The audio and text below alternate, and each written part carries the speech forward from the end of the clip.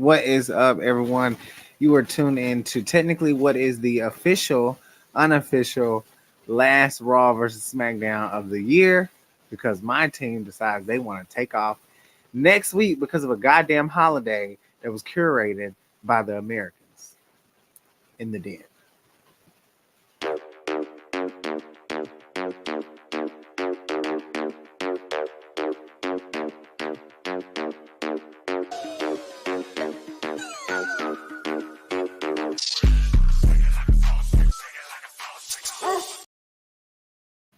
Honey, y'all are packed tonight. God damn. We said goddamn at the same time. We are in the building, the South Shakers, of course. We are here to present you with the last Monday Night Raw versus SmackDown, technically of the year, because we still have to do next week, even though it's Christmas. So we might do Sunday. But either way, Dreon Santana, Nikki Bougie, we are in the building. Y'all had some devastating news on SmackDown, and I'm really not ready for. Yeah, we're gonna save that for the last part of SmackDown. Oh, But you gotta man. get to the Raw. I mean, like Yeah. Raw SmackDown last week. It was eventful. You got what you wanted. I'm hoping. For last week, he didn't sign with SmackDown, so you should be Correct. very happy.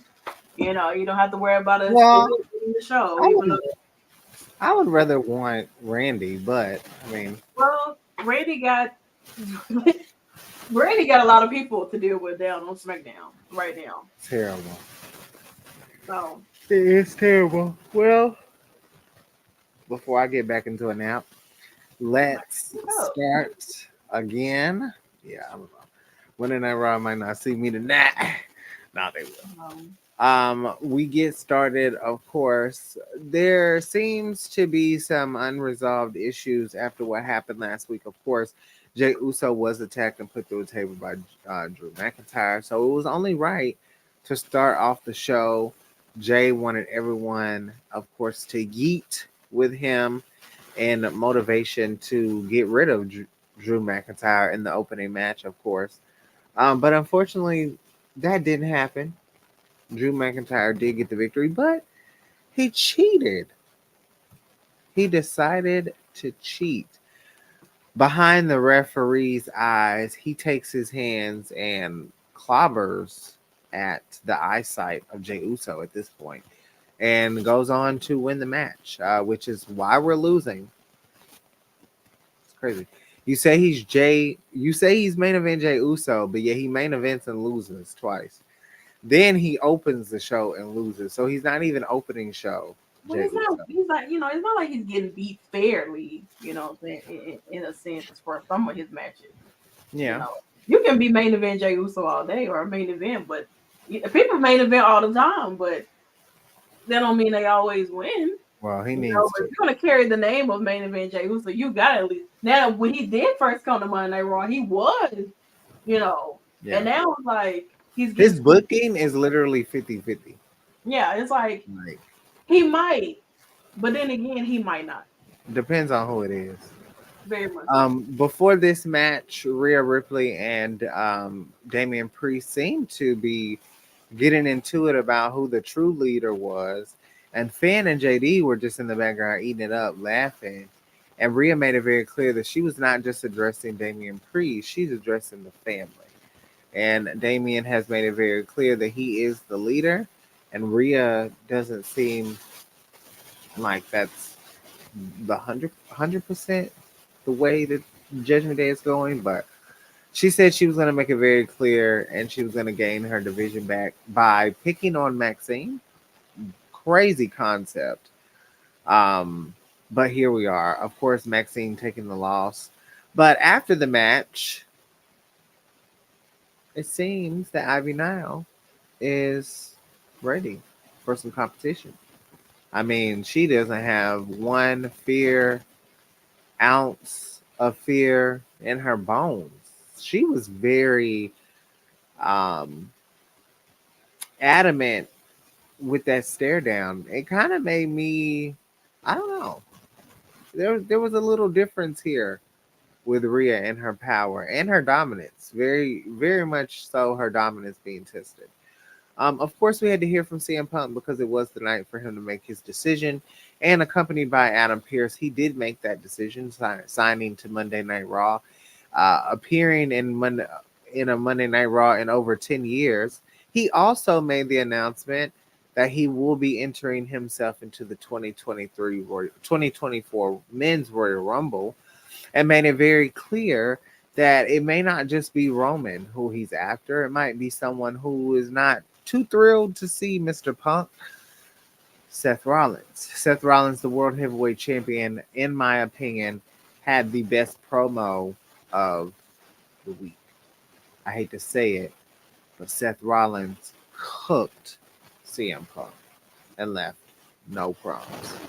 Made it very clear that I will always hate you, and that I will never like you, and that I will do everything in my power to protect my company, this company, my friends, and my family away from people like you. He made it very clear that he did not want CM Punk to be in WWE. However, if he was in WWE, he would have to be on Monday Night Raw because every chance he gets, and Seth made it very clear that every chance he gets, if Mr. Punk has enough gas in the tank, he's gonna beat the hell out of CM Punk. This was, I don't even know, honestly. Once again, we're losing because for whatever reason we had Bronson Reed versus Ivar again, and I'm not talking about it. So we move on to Judgment Day. Before their match, Damian Priest made it very clear that they were going to, and they do this every week, reinstate their dominance. I don't know if they get it every 7 days. I don't know if it's a 7-day trial. I'm really sick of hearing it. Okay, talk about it, don't be about it. That's what Suki said. Okay, are you going to tell them that you're leaving the house? Are you going to show them that you're not leaving the house? Okay, are you going to tell them that you run Monday Night Raw? Or are you going to show them, Damien? I've been doing a lot of talking lately. Let's change that. But R-Truth came out to help, obviously being the sixth member of Judgment Day. I don't know why people seem to be confused about this. R-Truth clearly is a part of Judgment Day. I don't know why they tend to act funny about it, but whatever. Damien was not trying to hear none of that. At first, JD seemed like he was trying to. Oh, that's not good. Hold on. So yeah, R-Truth wanted to be a part of Judgment Day. I mean, he had the whole marshmallows. He came in the clubhouse and all this stuff to like really make himself feel a part of Judgment Day. He was out there when they were having their match last week, and he's been doing the TikTok reels and everything like that. But at one point it seemed as if like they were going to kind of make R-Truth feel a little bit, but R-Truth was like, listen, y'all need to kick JD out. And I mean, of course, Finn and Damien could not hold their composure, but Damien really couldn't hold his composure against like R-Truth the way he knocked his ass down. So it was not great. And I was like, damn, I like R-Truth. I would rather him be a part of Judgment Day than JD. To be honest, I'm not gonna lie, but it didn't turn out that way. It did not. Okay, At is all. my mic good? No, it still sounds the same. I don't know what you got going on over there. I don't either. Might have to It leave him. sounds so fake. No. Okay, I'm gonna come. I'm gonna come right back. Okay. But yeah, so this is what happened to R-Truth, in a sense, and Judgment Day have clearly made it known that they're not fucking with R-Truth at all whatsoever. And to the point where the Creed brothers, who also have a number one contendership opportunity against Judgment Day for those the unified tag titles, came out, tried their best to save the day by assisting R-Truth, but it wasn't working at all whatsoever. Like they literally got pummeled down and taken out by Judgment Day. They did what they could. I will say that. And then we move on to, of course, some women's matches. Piper and Chelsea have been sitting ringside to watch their competition, see who's going to be their next opponents to try to take away those women's tag team championships. And so, of course, we get Candice LeRae and Indy versus Kaden Carter and Katana Chance. A really nice high flying match. Definitely enjoyed it. I think that Katana and Kaden, they truly are a tag team. I mean, despite the amazing move sets that they do inside of the ring, they are a cohesive. And even with Indy and Candice, it is nice to see them on TV. We don't see them that often. Same with Katana Chance and Kaden Carter, KC. We don't see them. We don't see many either of these women on the show. Period. But it is nice to see some new faces getting opportunities to go up against Chelsea and Piper, because Chelsea and Piper really haven't been defending those titles, and sometimes it's a little bit forgettable a bit that they're even holding these titles.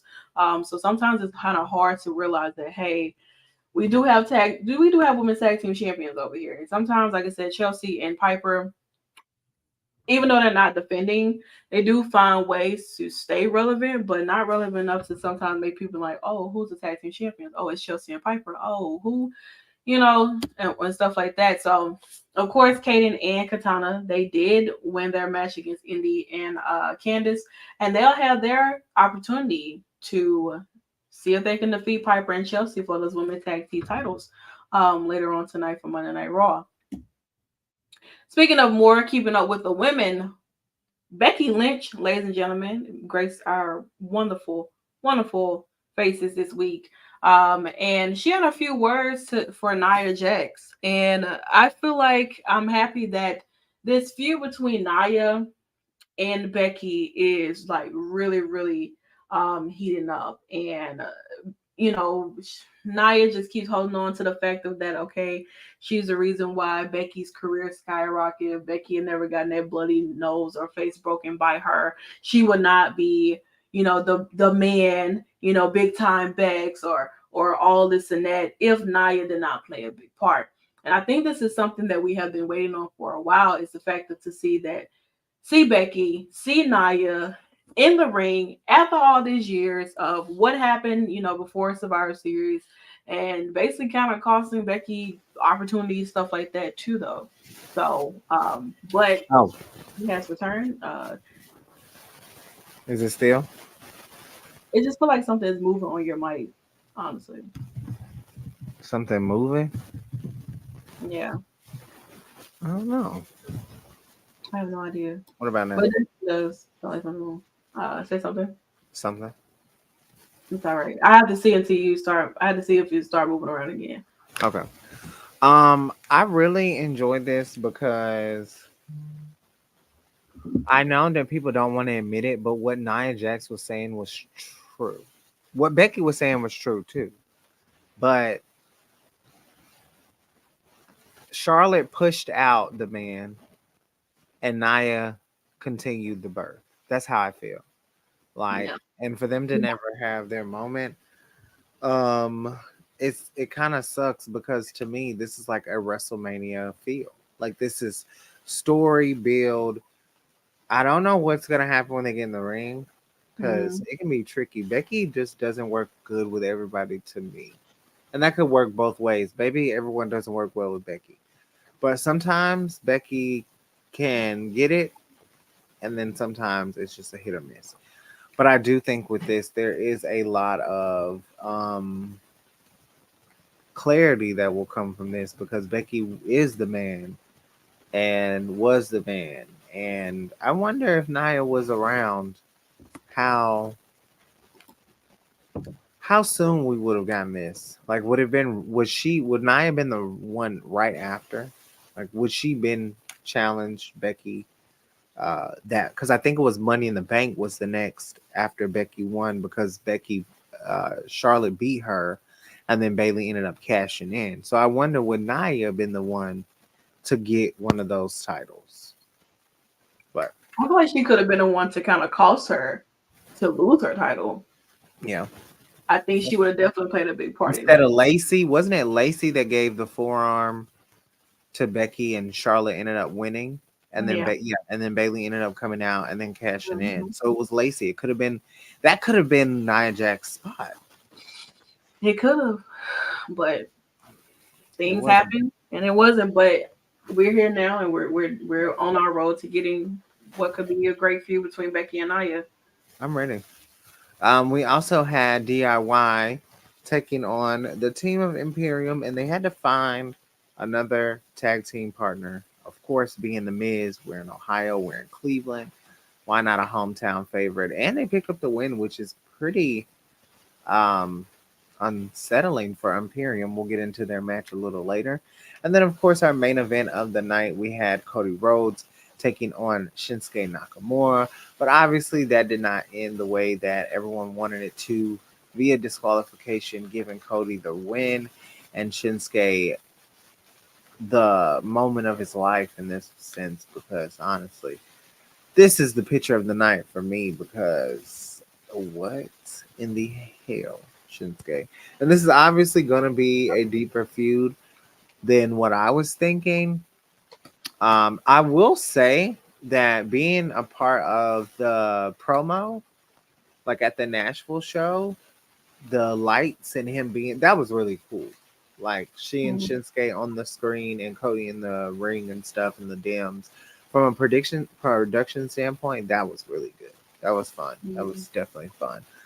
Before I turn it over to Santana for SmackDown review for last week, we do have some tag team title action tonight. First up, Chelsea Green and Piper Niven will be defending against Caden and Katana, and then Finn Balor and Damian Priest will be defending their championships against the Creed brothers. Good to see some new teams getting some title opportunities. I don't know who that was. I guess that was Dom. There will also be a annual 34th on Miracle street fight between R Truth and JD that was announced earlier today. We will also have a match between The Miz taking on the Ring General Gunther for the Intercontinental Championship. Now, if The Miz loses, he will never challenge Gunther for the championship as long as he is champion, which could be forever at this point. And lastly, following his actions last week, it seems that Seth Rollins wants to say a few things to Mr. Drew McIntyre. This is going to be very interesting. Very, very interesting because he's already gotten his shit off about Mr. Punk.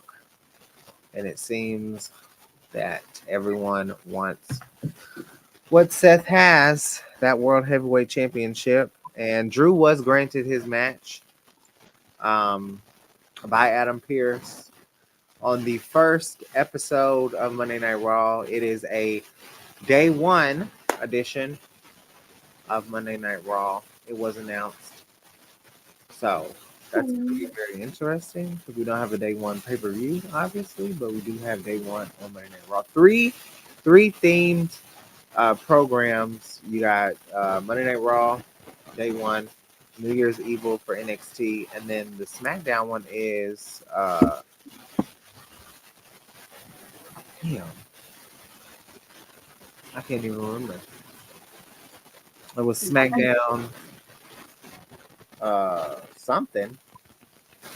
I sent it in the group. Hold on. Oh, New Year's resolution is SmackDown. Hmm. So yeah. Back to you in the studio. Well, don't point at me like that. My nerves bad. It's like 3D action going on. All right. So here we are on the blue brand, the best brand, the great brand of them all. It's Friday Night Smash.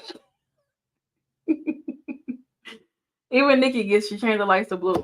All right. So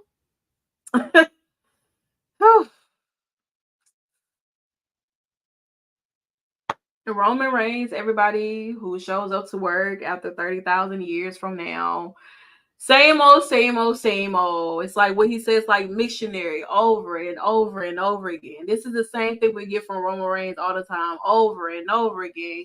He defends his title. He leaves for months. He comes back and say the same bull crap every time he Every time he comes around, and a lot of y'all laugh that shit up, and it's like y'all not tired of this right now because I'm tired of it. Like, let's go ahead and wrap it up. But he said a whole lot of the same old shit that he always say, per usual, as always. It's like he's like, he's like a baby father. You just pop up, pick up your kid, and then you leave for 3 months, and you come back and you pick your child back up again. You spend one night with them, and then boom, you're out of here for the next couple of years, and then you come back and do the same thing all over again.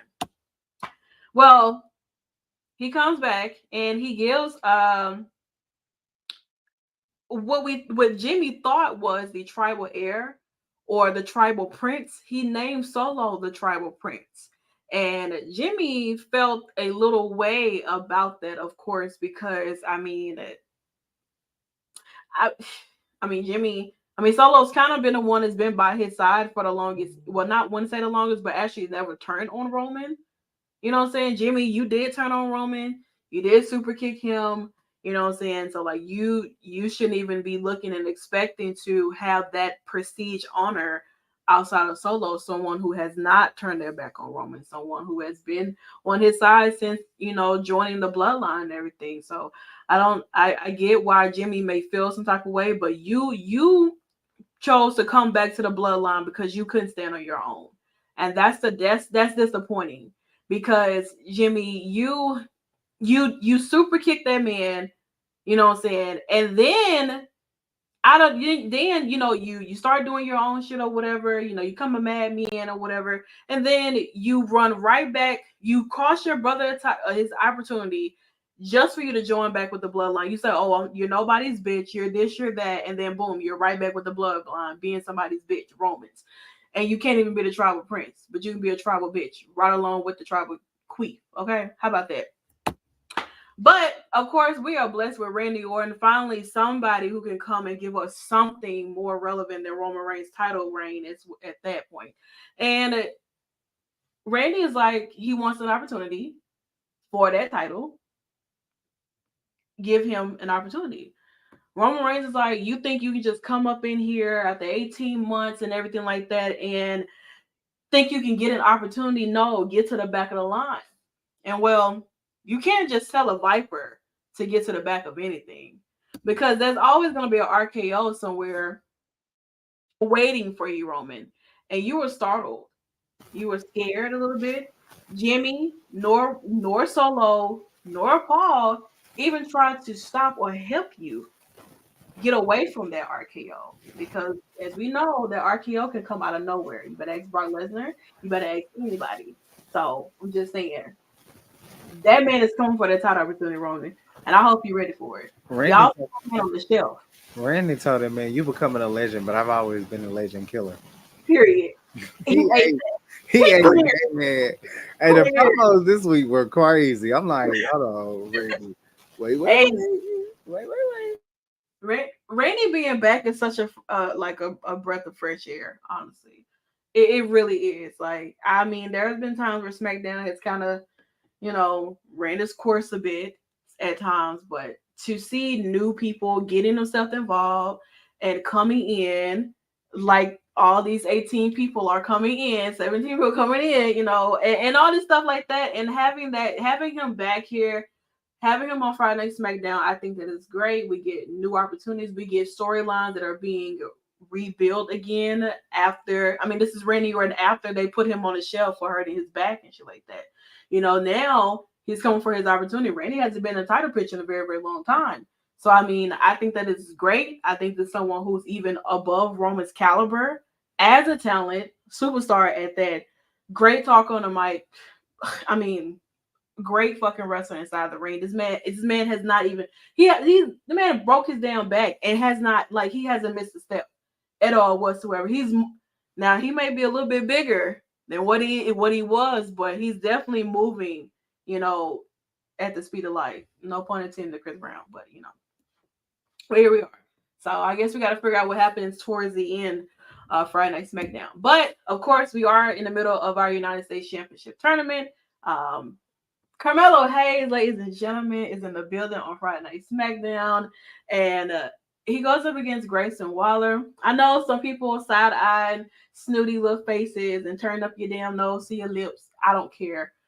Carmelo Hayes, him, is here on Friday Night SmackDown. And he looked absolutely amazing on Friday Night SmackDown. If he was to come up to the blue brand, I don't know what it is. If he was to come up to the blue brand, I would not be mad at it at all whatsoever. I think that this relives something between him and Grayson Waller. Of course, back down on NXT. And what I will say is that I was not expecting Carmelo to win at all. I was not expecting Melo to win. Not because he's an NXT star. So, but he defeated Grayson Waller and he moves on. And I'm like, that's really shocked the hell out of me, but I'm happy. I'm not mad at it at all whatsoever. I know some people were mad like, oh, he's in NXT and Grayson Waller's on the main roster and blah, blah. I'm like, listen, the man did great. Shut up. Shut up. We're not doing this. We're what happened on NXT stays on NXT, okay? The man did good. It's crazy. He's still guilty. We're not doing this right now, okay? Very much guilty. I don't know what guilty is. I didn't think he would win either, but I also think that their plans with Waller might be stagnant. What they happened with Austin Theory, I don't know what they plan on doing with them. They've been doing pretty okay in their tag matches or whatever, but it really hasn't. I don't think they keep doing it getting punched in the face by Kevin Owens. And then it wouldn't have made sense for Waller to win with a partner, because if they're not going to try to break them up, then it doesn't matter, kind of. But I do think Waller probably needed this a little more, but I do think they're trying to give Melo a rub before they put him into the Royal Rumble, and then have him more mainstay once he loses. Because here was like a baby face coming out. You know what I'm saying? Yeah, he's definitely a babyface over here.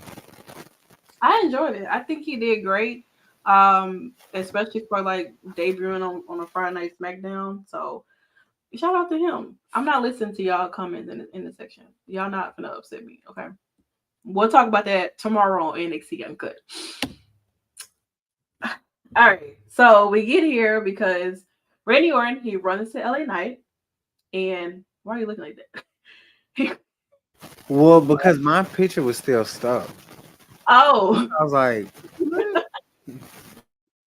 So, Randy Orton, he runs to LA Knight, and honestly, there's some tension between Randy and LA because, of course, with the match that happened last week, the tag match, Randy kind of getting the victory for the team, and LA Knight was not really... He kind of felt the way about it, but Randy just told the man, listen, you can stay out of my way. And LA Knight, listen, there's going to be one man that's going to take that title off Roman, and it's going to be me, LA Knight, And he walked the hell off Randy, and it's like, Randy, girl, you come back and you already got somebody on your ass outside of the bloodline.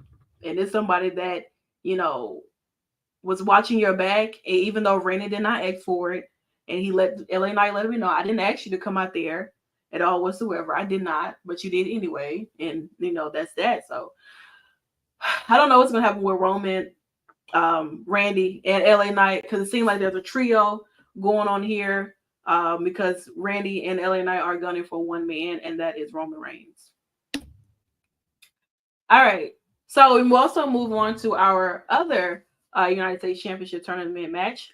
Kevin Owens versus Austin Theory. Now, Kevin, he did go on and pick up the victory against Austin Theory. Austin Theory tried his best to defeat Kevin Owens, even trying to re-injure his broken hand that he'd had. And Kevin Owens wins by utilizing that brace to knock out Austin Theory and get the victory, and he moves on. And here we are. Grayson Waller, Theory, being knocked out of the tournament opportunity. You know what I'm saying? I thought maybe one of them would have made it, and I thought maybe it would have been Theory that would have made it, but it didn't turn out that way. And so now we have our semifinals. So we have Santos Escobar versus Bobby Lashley, and we have Carmelo Hayes versus Kevin Owens.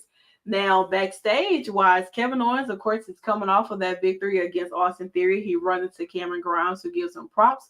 He runs to Kayla, does an interview, and then Carmelo Hayes comes out of nowhere, and he tells him, listen, I have a lot of respect for you and everything like that.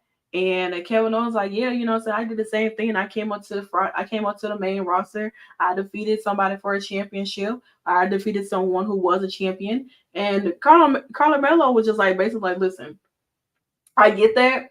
I understand. I do respect you, but don't try to little bro me. Don't at all whatsoever. And I'm glad you brought up Logan Paul, goofy ass, because let me tell you something, Logan, Mr. Paul. You trying to sit and try to talk about Carmelo saying that, oh, he's a nobody. Who is him? He's trying to be him. Man. You talking all that shit from the fucking video screen. How about you come to Carmelo's face and say all that? Since you like to yap your mouth a little too much. So, hopefully one day, you know what I'm saying, that you and Melo step into the ring or somehow, some way. And I hope that man follows your ways. Okay. Thank you. Do you have any thoughts on this, Nikki? No, the only thing that keeps going in my head is high heels on my TV. Don't say about it. That's all that keeps running through my mind right now. I don't have shit. I just know that these two were not the people that I thought were going to win. And I really thought we were going to get a classic between Waller and Theory, but I'm not mad. I think all four of these competitors are really great. And I think Kevin to be in the mix of the young talent is really good to see, because I do think that Kevin is, so I want to say that he's well rated, but with just a dash of underrated, if that makes sense. Like, I think he's well rated, but I also think there's a sense just a little bit underrated. Kind of how Finn was a couple years back. I think Finn was hella underrated and hella underutilized, but I think now he is right where he's supposed to be. So I don't know what the hell's gonna happen in a match between Kevin Owens. I don't think Carmelo has faced anyone of the stature and of the ability of Kevin Owens. Yeah. I don't know if he's ever really. Josh Briggs gets close, but and Baron Corbin gets close too, but Kevin is just a different. He's a different talent. So I'm sure. I think. I don't know. Kevin might. I don't know. Maybe this puts Kevin back in NXT. I mean, it might. I mean, it depends. I mean, there are some new talent down there that he can, wander away around in. But I think that it's nice that, to have an NXT star actually have an opportunity to be involved in this. I think that is great. So, Karrion Kross gave a promo. I can't tell you what it was because I don't care about Karrion Kross. I do care about Damage Control because, of course, we do love the women here. And, I mean, Bayley has basically let it be known that all her vision for Damage Control is coming to life. It's happening. It's coming. Io becoming champion. Io saying this is her time now. This is the era of Io. We got back together the Kabuki Warriors, Asuka and Kairi Sane, hopefully going after those tag titles. Dakota Kai being the mastermind. And then Bayley saying that she's going to, insert herself into the Women's Royal Rumble and she's going to become champion. And basically, Damage Control is to hold all of the gold. Io already has that title. Kabuki Warriors, if they get to a point where they are able to win those tag titles, and Dakota, of course, she's still dealing with her injury, but Bayley said, "Watch out, Rhea. I could be coming for your title, honey." Whole time she's gonna take it from Io. Speaking of more women, we did get our women's tag team match: Zelina Vega and Mia Yim versus the Kabuki Warriors, Asuka and Kairi Sane. I'm hoping that Kairi and Asuka, get a little wording to their song. I'm thinking maybe Iggy Azalea. That's just my forte. You know what I'm saying? But I'm happy to see them back. Honestly, back together, and this was a really fun match. Mia Yim had a nice showing, and Zelina Vega did too as well. Outside of the fact that Kairi slammed the fuck out of Zelina on top of the damn commentary table, like she laid her flat like a damn pancake. And like I said, they did what they did, and I mean it's like Asuka and Kairi have not lost a beat working together as a tag team is magnificent. I love it a lot, honestly. And like I said, Zelina Vega got a really nice show on her. I want to see a one-on-one with Kyrie and Zelina Vega because Zelina was really like taking it to Kyrie as much as she could, but when you have the likes of Bailey getting herself involved, and honey, it looked like Mia Yim did a damn front flip somersault off top of the damn top rope and everything like that, and landed really hard. And Kyrie Sane hits her beautiful elbow drop onto Mia Yim, and Damage Control is back on top once again. You know what I'm saying? It's a win-win situation. It seems like they kind of sort of coming around to Bailey, but I still think it's a facade. I don't think that is real. I think that they're just playing a part as of right now until the time comes. That's what I think. That's what I think it is. So I have no idea. Well, we'll see next week because y'all know them spoilers are out. That is very accurate. The folks is not already, yeah, and I've already seen them. Yeah. Mia Yim was online going crazy. I love when Mia gets active. Once she gets active, y'all be talking a lot. Y'all be talking a lot of crazy stuff to these wrestlers as if like just because they're wrestlers, they're not gonna say anything. And a lot of times y'all do it because y'all want them to say something back so y'all can feel like somebody. Because obviously you're nobody's in your life. Oh my God, Mia Yim just clapped back at me. I feel like somebody. Me. And Mia Yim is not the one. Like she's nice, no. But she is not the one to poke the bear with. I promise. Because once she gets started, she don't stop. Wow. One thing you don't talk about Mia. You don't talk about her in-ring skills. You don't talk about her man. And then you'll have people in the circle. Oh yeah. After you too. Because Mia Yim is one of us. Let's be very clear on that. So watch out. I'll tell you that much. So. She ain't shit to play with. She did tell her that she wanted to take her title on Twitter. So the girl's been very active on. I mean, she's a former knockout. I mean, she's a former knockout champion. It's not like she can't. So, like, it's not like she can't be champion. I think it's pretty believable. I personally think Zelina is one of the best kept secrets in WWE. Truly. Because the outside, she does her thing on the outside. Like she's very marketable. She's very PR trained. She knows media. She knows. I mean, she has a podcast with Dakota now. Like she is like becoming a very good staple. Yeah, like a very good staple. But it can happen. Anything can happen now. Honestly.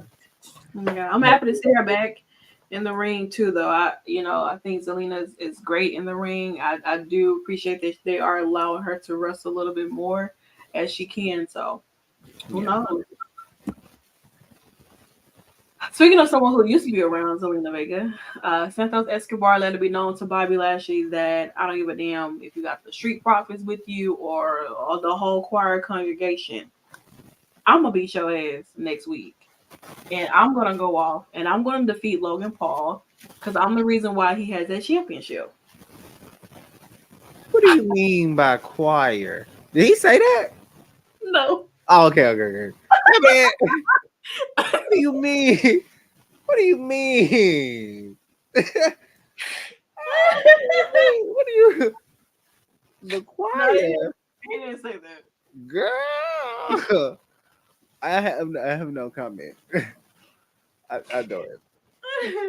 But yeah, he let it be known that Bobby, you're not gonna win. He's gonna win this entire tournament, and he's gonna go off and defeat Logan Paul. Because, like I said, Logan Paul is the reason why he has that damn title. Yeah. And as soon as if it happens and he beats Bobby, and it leads up to him defeating whoever wins between Carmelo and Kevin. I mean, yeah, Carmelo and Kevin, and then hey. The return of Rey Mysterio. All right, now we get into our main event. Randy Orton versus Jimmy Uso. Roman has been, was in the back, of course, as always, in that damn raggedy ass locker room with 30,000 water bottles just wasting. They can go somewhere to people who need it.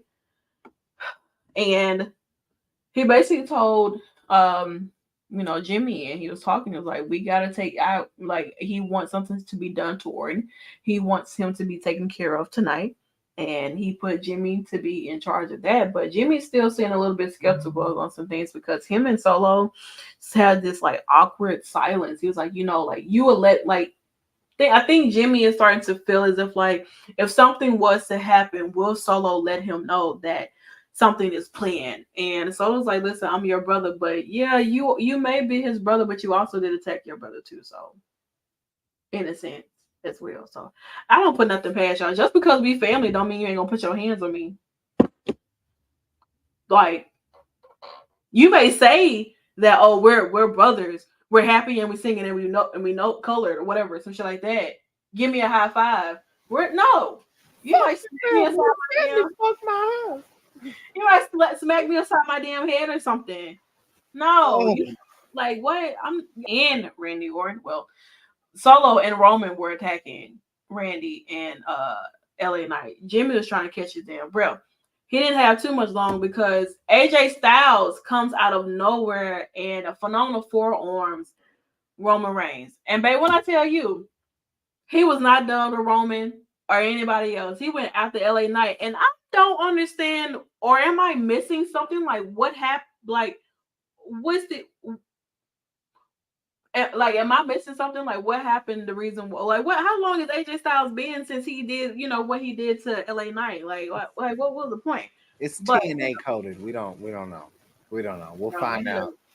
Uncoded. What needs to be a fucking coded is what the hell happened to AJ Styles. This man beard got a little bit longer and shaped. This man and Randy Orton are obviously shopping in the same supply store. They're in the best, like they're literally what the hell? They look amazing of their lives. Meanwhile, Roman walking around here with these ugly ass tracksuits on, these fake ass Nike tracksuits. This man think he cool as hell. Y'all want me to think that this man is the best wrestler, sports entertainer, whatever the fuck. And then there's Randy and there's AJ right there. Man, he may be champion. But Roman is a goof compared to his successors and the people that are gonna come that even came after him. Like Roman will be Roman because of that title reign, not because he's a good wrestler. He's very entertaining. He's not a good wrestler. Roman would die on the indies. You put Roman and Peter Revolver like Ronda, he's gonna fold for sure. You think all that shit talking he doing the side of the ring and though he's gonna work on in the indies? Girl, hell no. He gonna get popped in the head with a damn thumbtack. Okay.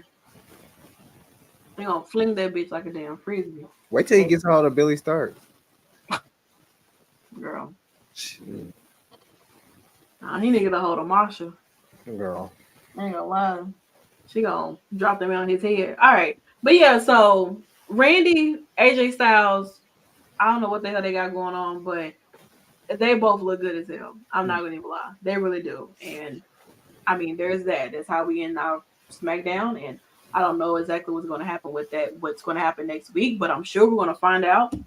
Speaking of finding out what's happening next week, Bobby Lashley will take on Santos Escobar in the semifinals for the United States Championship Tournament on a SmackDown Happy Holidays special.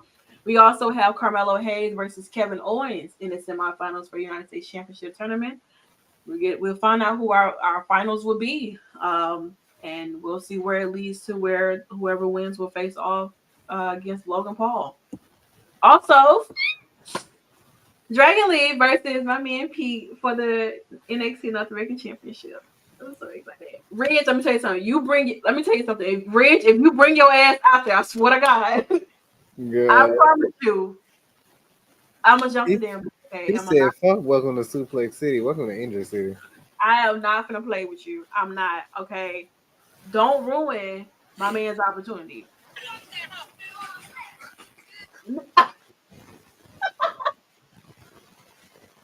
Don't ruin my man's opportunity, okay? The timing was crazy. Oh, the timing was crazy. No. No, Ah, I don't. Nikki over there playing on her phone, and girl, I'm over here trying to check stuff, but yeah. damn, So yeah, to get so Dragon prepared for League, tonight. But yeah, Dragon League versus Miami and Pete. I know it's gonna be a great match. I'm very much looking forward to this match. I am. Also, we have a Holiday Havoc 8-woman tag match. Zelina Vega, Mia Yim, Shotzi, and Bianca Belair taking on Damage Control. We didn't see Bianca this week. We didn't see Shotzi last week either. So nice to see them be back on here, and they're going against Damage Control in an 8-woman tag match. Lastly, before we kind of get out of here, we do have to talk about Charlotte Flair. We do know is the fact of that with the match that happened last week between her and Asuka, Charlotte did, of course, get injured. It would say that she's going to be out for about 9 months. There's a torn ACL with this like a meniscus and a sprained neck that she had suffered within her match. So Charlotte's going to be out for about 9 months, ladies and gentlemen. It's not something that you want to hear because for me wise, I've never really known Charlotte to be injured. Like Charlotte's probably one of the only other women in wrestling, like WWE wise, that I just don't you don't even hear that she's injured. Like she may take a break, she may go off and do her vacation, her photo shoot, stuff like that. But being away because of an injury I is know not she Charlotte had. Flair. I know she had surgery with Yeah, Naya. I know they written her off, but it wasn't an injury. She just had to have surgery. So yeah. that was the time before she came back to become a Grand Slam. But we've never. She's But never been injured no, like that on is any capacity of any match that we know of. mm-mm. So 9 months is like that's This, kind of. but But I like think she'll be back before SummerSlam. I do. I think she'll.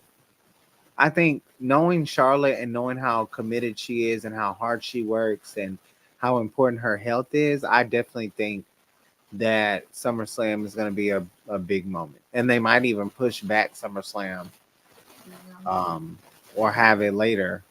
But I do think, um, I don't know. This does give opportunities for the other girls, like Mia Yim, mm, like Zelina Vega, because obviously Charlotte was going to be in that match. It's yeah, very evident. So this does give opportunities, but those opportunities were there regardless. man. Charlotte, you know, missed out on a WrestleMania for the sake of her own personal life, and the opportunities have been there. So just because Charlotte's stepping out the way doesn't doesn't necessarily mean that there aren't going to be more opportunities, but it also doesn't mean that now all of a sudden, because Charlotte hasn't held a title in since WrestleMania, Mm-hmm. and one of the longest reigns she even had prior to that, and now Rhea is still the champion from that. She beat Charlotte Flair this match here, actually. I'm not wearing any merge from Charlotte until she returns because I just feel like this is gonna be they say that there's 10 years of Charlotte Flair, pretty much almost close to 13 at this point. Yeah. You haven't even seen her scratch the surface of being in her prime. When Charlotte comes back, I think that's the opening door and the beginning chapter of Charlotte Flair in her prime. 14 times. There's at least, I'd say there's at least 10 more reigns in Charlotte. I'm being honest when I say this. I think that there's at least two more reigns in the next year. And I think her being a 16-time WWE champion, including those two-time NXT Women's Championships. The one thing that hurts me is Bianca. Yeah. What does Bianca do? You don't just throw Remember. her to, she's literally had Sasha, Becky, and obviously it was going to be Charlotte. And Mm-hmm. now it's almost like, what do we do? Do we do? And in my opinion, now Bianca has to win the Royal Rumble. And I know people probably don't want to hear that, But in my opinion, for things from a booking standpoint, I'm booking the first 2-time women's Royal Rumble winner, and that's Bianca Belair, because I want her to pick Rhea. Because I don't know what's going to happen with EO and SmackDown. And I think that Bianca should move to the red brand now, to be honest. Because I know there's a lot of star power. But I think that Judgment Day could solidify themselves on SmackDown next year, because whatever's happening with Raw isn't working out. I think it's going to be Becky and Nia. I know we're still long from that, but I do think that Rhea and Bianca has to be the mold. It has to be. There's no way around it. Becky can do something else. Becky, it doesn't have to be Becky and Rhea. It has to be Bianca and Rhea. Well, I don't know. I don't know if they'll. I wouldn't say pull the trigger on Jade because of this. Because as of right now, Jade has her own personal issues that she's, dealing with and stuff like that. So I'm not too much kind of banking on Jade. I may bank on somebody else. Carmella.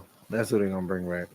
Because listen, Carmella will by that time. She's a workhorse. She is. She's definitely a workhorse.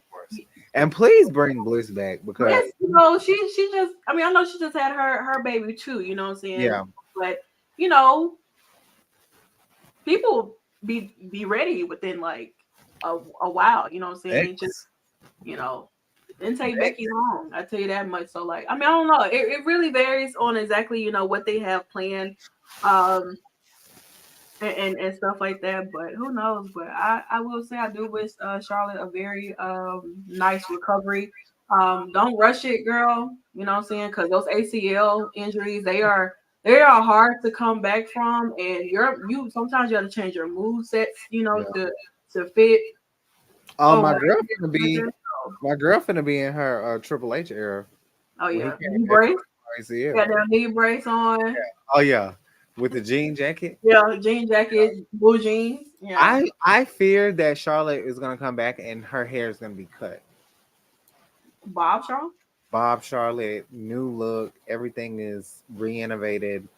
No gear on, but just like comes out and like t-shirt, jeans, and thigh high boots. Charlotte.